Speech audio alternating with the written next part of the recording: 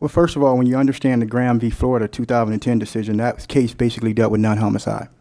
And in that case, basically, the Supreme Court basically laid out that said, listen, we are not going to allow for juveniles who do not commit homicide to be sentenced to life without the possibility of parole. That is unconstitutional, and any statute that applies to that particular juvenile is deemed unconstitutional.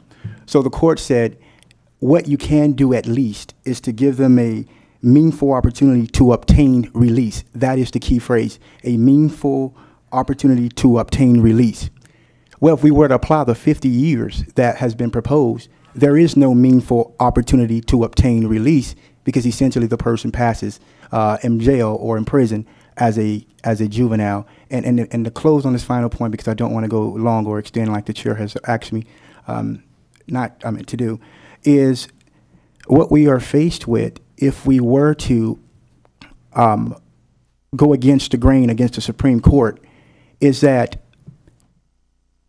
the Department of Correction on its website has basically stated that the average person, the average age of a person who enters prison is 30.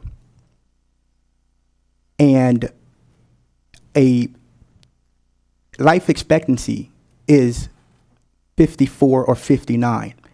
If the adult were to enter prison at 30 and the life expectancy is 54 to 59, that's tops of 29 years that that adult would actually serve in prison.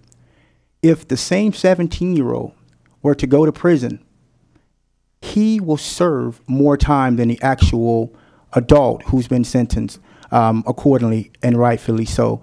And so what we did in this particular strike-all is we laid out those characteristics and those standpoints that the Supreme Court has asked us to look at when we make a determination of whether or not a particular individual, in this case a juvenile, shall be sentenced for the rest of his life to prison. And that's why they held that life without possibility of parole is unconstitutional.